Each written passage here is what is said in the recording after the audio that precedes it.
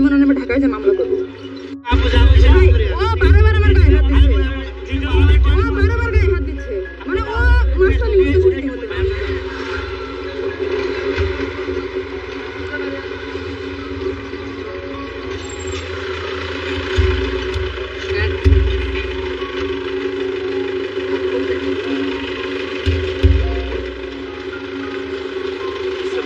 আপনি রঙের গায়ে বারবার দিচ্ছেন না গাড়ি কোথায় রং কোথায়? আপনি আপনি ক্যামেরাটা বন্ধ করেন, ক্যামেরাটা বন্ধ করেন। ক্যামেরা বন্ধ করবো কেন? আপনি বলেন, আপনি বলেন আপনি রং রোডে গায়ের উপর উঠে গেছেন। মহিলা মানুষ, আপনি মহিলা মানুষটা কি হয়েছে? মহিলা মানুষ গাড়ি চালাবেন, না, আপনি রং রোডে ক্যামেরাটা এগুলো বন্ধ করেন আপনি না। ডান সাইড দিয়ে উঠে আপনি আমার গাড়ি আরে আপনার গাড়ি চালাতে জানেন? গাড়ি চালাতে জানেন? আপনি গাড়ি সাথে জানেন জানেন না? না? আপনি জানেন, আপনি দেখেন গাড়ি উঠে যাচ্ছে, এই কথা, ডিস্টেন্সে কথা আপনার বলবেন। গেলে তার সকালে দিবে।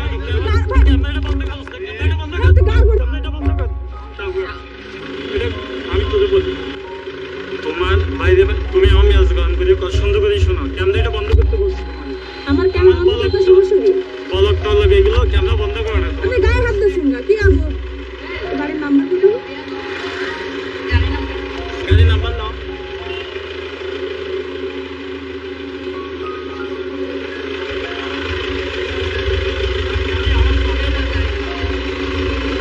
তার গাড়ি আমার সামনে বলতেছে। আচ্ছা ঠিক আছে, ঠিক আছে, আপনি আমার গায়ে হাতে রাইট রাখেন।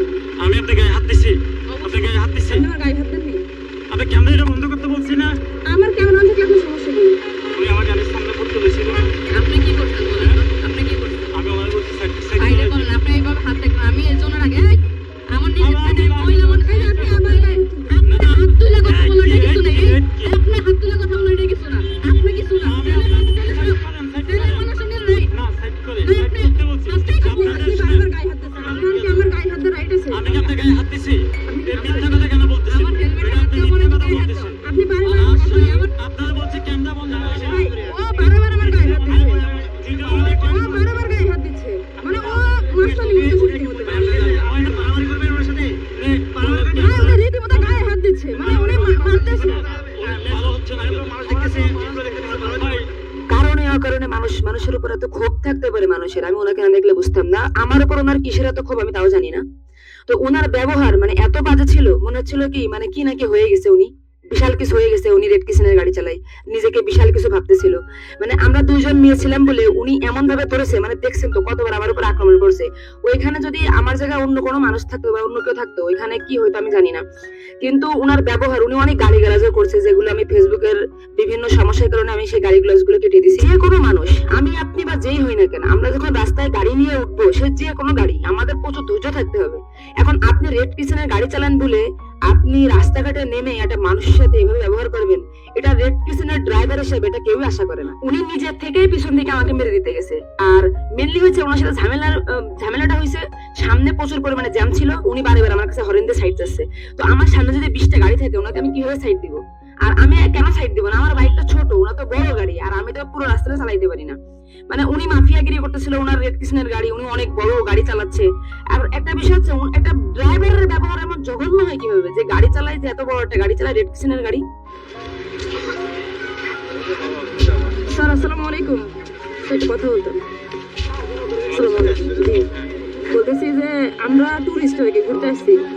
এখন আমি ইনারে গেছিলাম, ইনারে থেকে আসার পথে একটা মানে রেড কিসেনের একটা গাড়ি আর কি, মানে খুবই বাজে, মানে আমার ক্যামেরা তো মানে বারে তোর মানে নিচে নামাই দিচ্ছে। আমার গাড়ির নাম্বার যে এটা, গাড়ির নাম্বারটা দেন ওনাদের।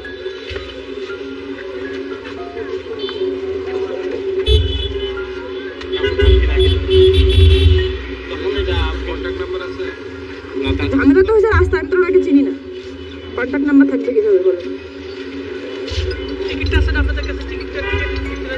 আচ্ছা, এই গাড়িটা রাস্তায় আসতেছিল, আমিও আসতেছিলাম, ও রানিয়ে পিছন থেকে আমাকে মেরে দিতে গেছে। গেলে আমি দাঁড়াইছি, ও রাস্তার পাশে দাঁড় করায় খুব বাজে, মানে খুব গালিগালাজ, খুব খারাপ। তা আপনারা যদি পদক্ষেপ না নেন মানে ভালোভাবে, তাহলে আমি ওনার নামে ঢাকায় যে মামলা করবো। না এখন মামলা আপনি আগে তো দিতে হবে, আগে তো গাড়ি না, ওনার ছবি আছে আমার কাছে, আপনি চাইলে আমি দিতে পারি। গাড়ি সম্ভবত অফিসে থাকতে পারে। এটা আছে যে রেড পিছনের গাড়ি, এই যে এখানে রেড পিছন দিকে আপনাদের আছে। অফিসের স্পেস আছে না? অফিসের মেয়েদের সামনে আমাকে বলে তুমি বাইক চালাইতে পারিস? তোর বাইকের লাইসেন্স আছে? আমি লাইসেন্স আছে, আমি এখানে আসতে পারতাম না। তারা সুগন্ধা তুই তো জি জি, আমার নাম আর সুগন্ধা। কথা না আর বদি জি ভিডিও দেখি কিন্তু আমি দাও মানবিক কাজ করেন, জি জি। আমি সবগুলো দেখি আপনার। সুগন্ধা বিষয়টি আমি আপনার একজন ভক্ত। আমার সাথে খারাপ দুর্ব্যবহার করছে, এটা খুবই দুঃখজনক। এটা কষ্ট করে আমি বুঝতে পারছি। রেড ক্রিসেন্ট তারা এই কাজ কেন করবে? তারা তো অনেক সময় যাই হোক, আমি কথা আপনি ডিস্টেন্স থেকে কথা বলেন, ও গায়ের উপরে উঠে কথা বলেন। উনি তো না, এটা আপনারা মানে যা করার দরকার আপনার জন্য করবে, এর জন্য এটা না, আমি আপনাদেরকে, আপনারা যদি আমাকে, উনি তো আমাকে চিনছে, যদি না করে আমি নামে ঢাকায় মামলা করবো। মানে ওনার মানে লিমিট থাকে একটা।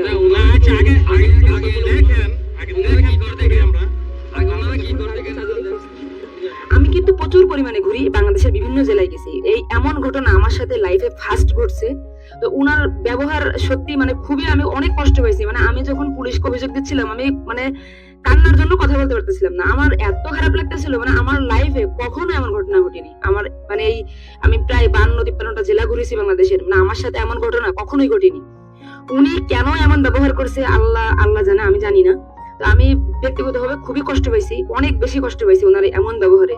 আর আমি জানি না রেড ক্রিসেন্ট জানে কিনা যে ওনাদের একজন ড্রাইভার আছে, এমন ভদ্র ড্রাইভার। যদি না জেনে থাকেন তাহলে দেখেন যে আপনাদের এমন একজন ভদ্র ড্রাইভার আছে কক্সবাজার, আপনাদের কক্সবাজার রেড ক্রিসেন্টে আপনার এমন একজন ভদ্র ড্রাইভার আছে। তো পরবর্তীতে প্রশাসন কি পদক্ষেপ নিয়েছে আমি নেক্সট ভিডিওতে আপনাদের দেখানোর চেষ্টা করব। আমি অভিযোগ দিয়েছিলাম ওর বিরুদ্ধে। আর রেড ক্রিসেন্ট আমি জানি না আপনারা এই ভিডিও দেখার পর ওনার বিরুদ্ধে কি পদক্ষেপ নেবেন, আপনাদের যেটা ভালো মনে হয় আপনারা সেটাই করেন। আর আমি জাস্ট আপনাদের জানাচ্ছি যে আপনাদের রেড ক্রিসেন্টে একজন এমন ভদ্র ড্রাইভার আছে যে মানুষকে সম্মান করতে পারে না, মানুষকে সম্মান দিতে জানে না। আমরা বাংলাদেশের প্রত্যেকটা মানুষ জানি রেড ক্রিসেন্ট একটি মানবিক সংস্থা। আর আপনাদের মানবিক সংস্থার ড্রাইভারের ব্যবহার এমন, এটা মানে কিভাবে দেখবেন আমি জানি না, কিন্তু যেখানে আমরা মানবতা শিখি, যেখানে মানবতা শিখাই, সেই ড্রাইভার, আপনাদের সংস্থার ড্রাইভারের ব্যবহার মানে কি পরিমাণে দুঃখজনক, কষ্টের, এটা আশা করি আপনারা অনুভব করবেন। এবং আপনাদের কাছে ওর বিরুদ্ধে আপনারা কি পদক্ষেপ নেবেন জানি না, বাকিটা আপনাদের ইচ্ছার উপর ডিপেন্ড করে আপনারা কি করবেন।